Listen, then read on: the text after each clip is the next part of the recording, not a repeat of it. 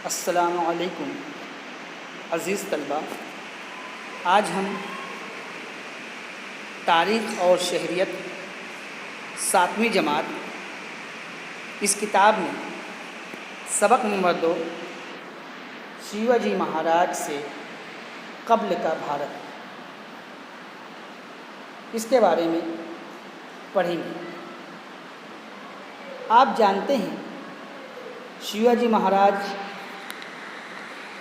एक नहायत मशहूर और काबिल राजा हमारे मुल्क में हो गुज़रे हैं।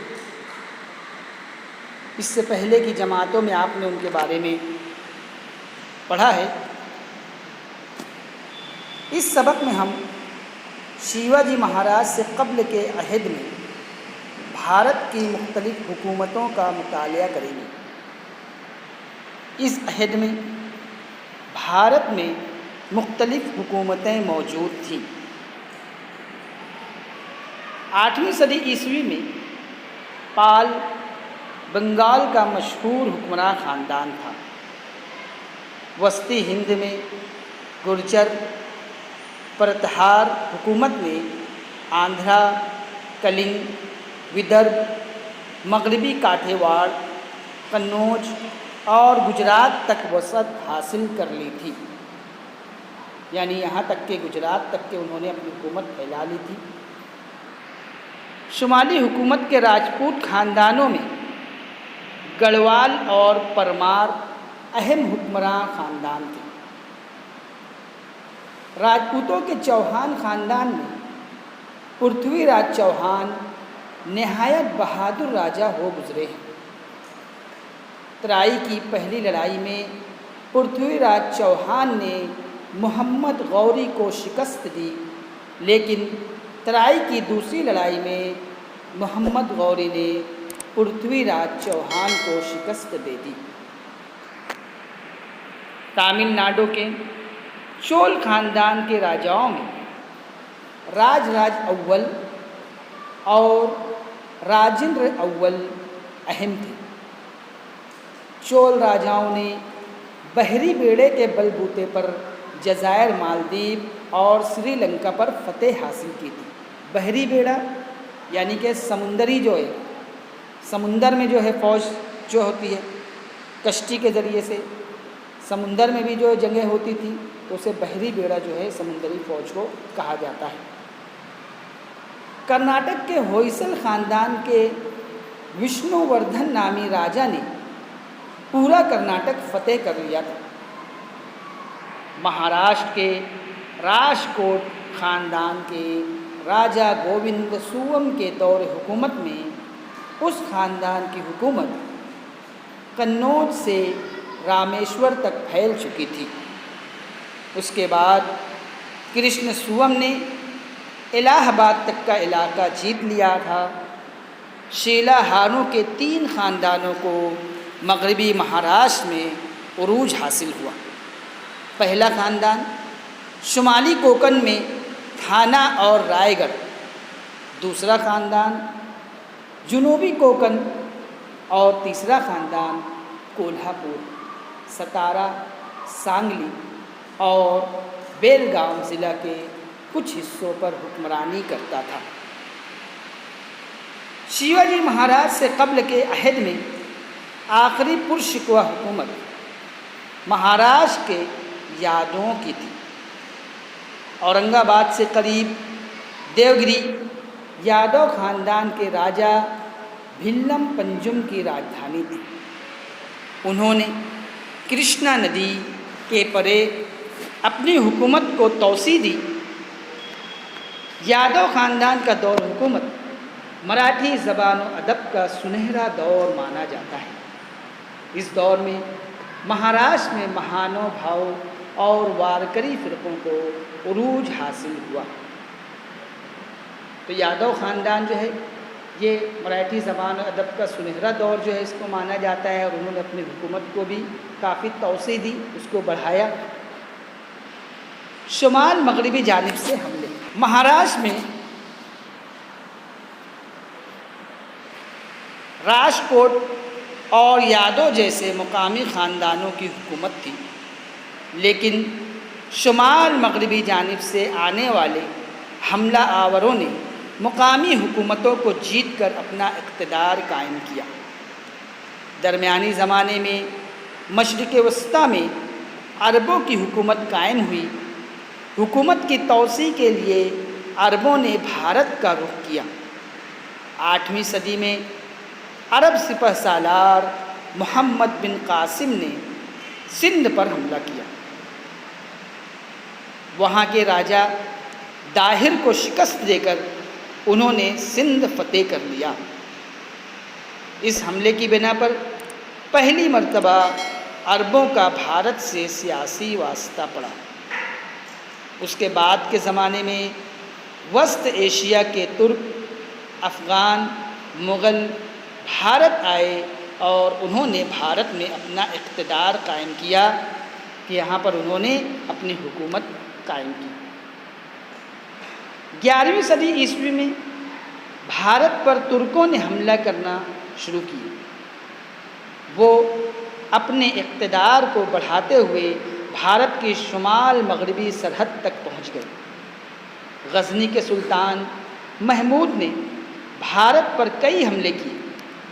उन्होंने इन हमलों में मथुरा, वृंदावन, कन्नौज और सोमनाथ के खुशहाल मनादिर से बड़ी दौलत हाथ आई, जिसे वो अपने साथ ले गए। बख्तियार खिलजी ने दुनिया भर में मशहूर नालंदा यूनिवर्सिटी का ज़ख़ीम कुतुब खाना जला कर राख कर दिया। कि इसमें जो बताया गया है कि गज़नी के सुल्तान महमूद, जो कि महमूद गज़नवी भी कहलाते हैं, कि उन्होंने यहाँ पर ख़ास तौर से जो सोमनाथ के मंदिर थे वहाँ पर हमला करके और वहाँ से जो भी दौलत हाथ आई वो अपने साथ लेकर चले जाते थे। और इसी तरह से बख्तियार खिलजी ने जो है उस वक्त नालंदा यूनिवर्सिटी, जो कि हमारा मुल्क जो है पहले से ही जो पढ़ने लिखने में आगे था, तो नालंदा यूनिवर्सिटी का जो है एक बहुत बड़े कुतुब खाना लाइब्रेरी जो थी उसको जलाकर राख कर दिया। शुमाली हिंद की सुल्तान शाही। 1175 ईस्वी और 1178 ईस्वी में अफ़गानिस्तान के इलाके गौर के सुल्तान मोहम्मद गौरी ने भारत पर हमले किए। भारत के फ़तेह किए हुए इलाक़ों की देखभाल के लिए उन्होंने कुतुबुद्दीन ऐबक का तकर्रुर किया। 1206 ईस्वी में मोहम्मद गौरी के इंतकाल के बाद कुतुबुद्दीन ऐबक ने अपने ज़ेर असर इलाक़ों के मामलात की देखभाल आज़ादाना तौर पर करना शुरू कर दी। ऐबक, जो बुनियादी तौर पर ग़ुलाम थे, दिल्ली के बादशाह बन बैठे। 1210 ईस्वी में कुतुबुद्दीन ऐबक का इंतकाल हुआ। क्या आप जानते हैं कुतुबुद्दीन ऐबक के बाद शमशुद्दीन अल्तमश, रज़िया सुल्ताना, ग़यासुद्दीन बिलबन, अलाउद्दीन खिलजी, मोहम्मद तगलक, फ़िरोज़ तगलक, इब्राहिम लोधी वग़ैरह सलातीन ने भारत पर हुकूमत की। ये जो है तमाम के तमाम शिवाजी महाराज से पहले जो हमारा मुल्क भारत था उस वक्त हुक्मरान थे। इब्राहिम लोधी आखिरी सुल्तान थे। उनकी तुनक मिजाजी की वजह से बहुत से लोग उनके दुश्मन बन गए। पंजाब के सूबेदार दौलत खान लोधी ने काबुल के मुग़ल हुक्मरान बाबर को इब्राहिम लोधी के ख़िलाफ़ जंग पर आमादा किया। इस लड़ाई में बाबर ने इब्राहिम लोधी को शिकस्त दी और उसी के साथ भारत में अहद सलातीन का ख़ात्मा हो गया। विजयनगर की हुकूमत दिल्ली के सुल्तान मोहम्मद तुगलक के दौर हुकूमत में दिल्ली के मरकज़ी इक़्तिदार के ख़िलाफ़ जुनूब में बगावत बुलंद हुई, जिसकी बिना पर विजयनगर और बहमनी की दो ताकतवर हुकूमतों को उरूज हासिल हुआ। जुनूबी हिंद के दो भाई हरिहर और बुक्का दिल्ली के सुल्तान के दरबार में सरदार थे। उन्होंने मोहम्मद तुगलक के दौर में जुनूब में सियासी बदनज़मी और कमज़ोरी का फ़ायदा उठाते हुए 1336 ईस्वी में विजयनगर की हुकूमत कायम की। मौजूदा कर्नाटक का शहर हम्पी विजयनगर हुकूमत की राजधानी था। हरिहर विजयनगर के पहले राजा थे। हरिहर के बाद उनके भाई बुक्का राजा बने। बुक्का ने रामेश्वर तक का इलाका अपने ज़ेर इख्तिदार किया। कृष्णदेवराय 1509 ईस्वी में विजयनगर के तख्त पर बैठे। उन्होंने विजयवाड़ा और राजमहेंद्री के इलाके जीतकर अपनी हुकूमत में शामिल किए। बहमनी सुल्तान महमूद शाह की क़यादत में यकजा होने वाली सुल्तानी फ़ौज को उन्होंने शिकस्त दी। कृष्णदेवराय के दौर हुकूमत में विजयनगर की हुकूमत मशरिक़ में कटक से लेकर मग़रिब में गोवा तक और शुमाल में रायचूर दोआबा से लेकर जुनूब में बहर हिंद तक फैली हुई थी। कृष्णदेवराय का इंतकाल 1530 ईस्वी में हुआ। यहाँ पर ये देखिए आप, ये कृष्णदेवराय की तस्वीर है जो कि हाथ से बनाई गई है, क्योंकि उस ज़माने में कैमरे वगैरह का वजूद नहीं था, हाथ से ही मुसव्वरी की जाती थी। तो ये उनकी जो है तस्वीर यहाँ पर आप देख सकते हैं। कृष्णदेवराय आलिम थे। उन्होंने तेलुगु ज़बान में सियासी मौजू पर आमुक्त माल्यदा नामी किताब लिखी। उनके दौर हुकूमत में विजयनगर में 1000 राम मंदिर और विट्ठल मंदिर तामीर किए गए थे। कृष्णदेवराय के इंतकाल के बाद विजयनगर की हुकूमत ज़वाल पजीर हो गई। मौजूदा रियासत कर्नाटक के तालीकोट में एक तरफ आदिल शाही, निज़ाम शाही, कुतुब शाही, वरीद शाही और दूसरी तरफ विजयनगर के राजा राम राय के दरमियान 1565 ईस्वी में लड़ाई हुई। इस लड़ाई में राजा राम राय को शिकस्त हुई। इसी के साथ विजयनगर की हुकूमत का खात्मा हो गया। बहमनी सल्तनत मोहम्मद तुगलक की बालादस्ती को ख़त्म करने के लिए जुनूबी भारत के सरदारों ने बगावत की। इन सरदारों के कायद हसन गंगू ने दिल्ली के शाही फ़ौज को शिकस्त दी। 1347 ईस्वी में नई हुकूमत वजूद में आई। इस नई हुकूमत को बहमनी सल्तनत कहा जाता है।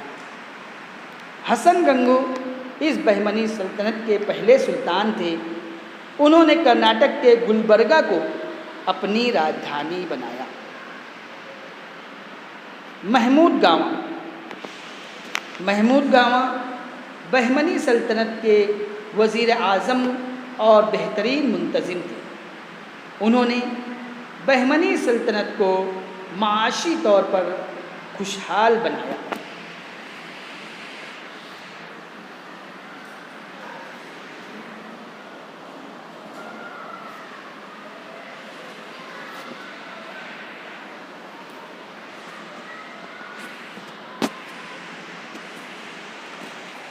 फ़ौजियों को जागीरदारी के बजाय नक़द तनख्वाह देने की इब्तिदा उन्होंने ही की।